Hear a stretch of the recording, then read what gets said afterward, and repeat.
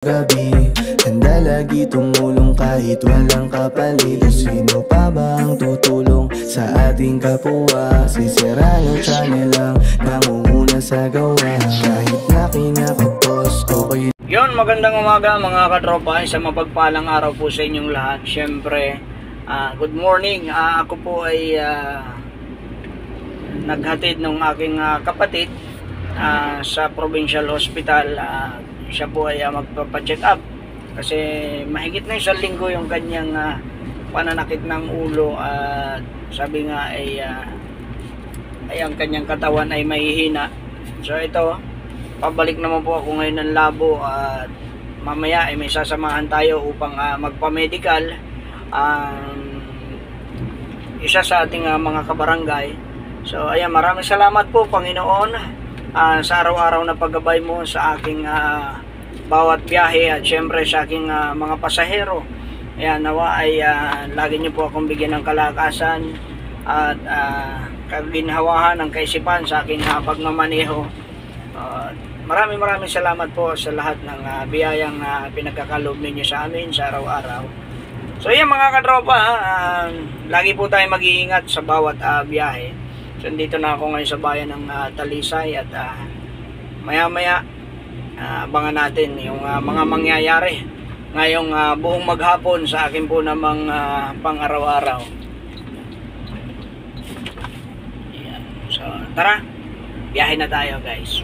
Ngayong hapon na mga katropa, bali nandito pa rin kami ni Kagawad Villalon sa Kapitolyo at mamaya susunduin ko na yung kapatid ko sa Provincial Hospital. Magandang hapong muli mga katropa, bali pabalik na naman ako ng Provincial Hospital para naman sunduin natin yung isa nating kabarangay na na-discharge na sa pagkaka-confine at nagpapasundo na sila. Ayan, tayo ngayon ay patungo ng Daet. Siyempre kasama natin si Kagawad Osorio at yung ating kabading barangay Tanod na si Kuya Edwin Lacson. Yan, siyempre maraming salamat dito kay Alaisano at lagi nananatiling sabi nga smooth ang takbo. Hindi niya tayo binibigyan ng aberya. So sana palaging ganyan. Sa Huwebes nasa tayo? Lian, Batangas.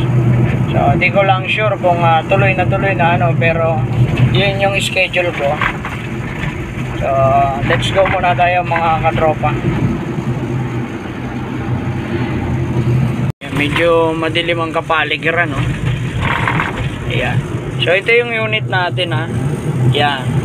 Sesya na, di ko nakikita yan at kailangan nating sa unahan lagi nakatingin. Ayan. Napakalinis ng daan dito po naman sa bayan ng Labo hanggang dyan sa Talisay. Yan, pero pagdating ng Daet ayan medyo na dyan matraffic sa dami ng mga sasakyan. Parang alam ko to, yung mga ganito na kahinto may checkpoint yan. Yan, kung makikita ninyo may checkpoint. Ayan, ito yung mobile nila. Yan yung isa sa mga palatandaan ng ating mga kapwa riders Yan, sa sabi nga di nakapag-restro siguro ng mga motorsiklo. Ayan, so napaka maraming nakahintong sasakyan. Kapag ganyan, alam na. Ayan. Ibig sabihin yan checkpoints. Ayan.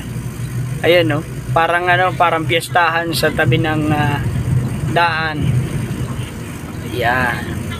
So napakahusay ng mga datingan. So ganyan lang naman kapag nagche-checkpoint, wag ka na munang dumaan kasi nga para di ka na matikitan.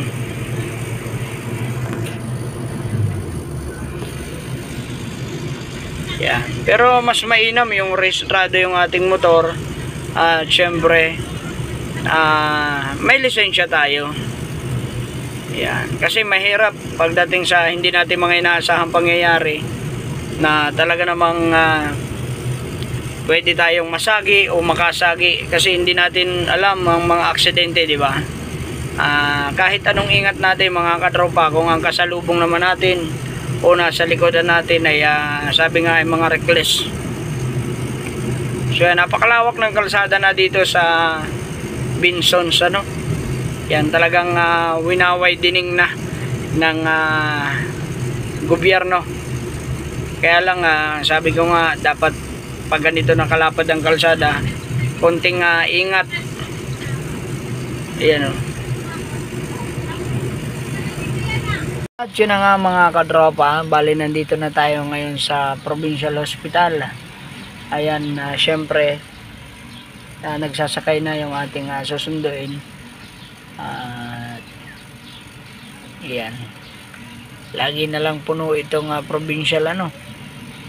Talaga namang may mga pulis pa, oh.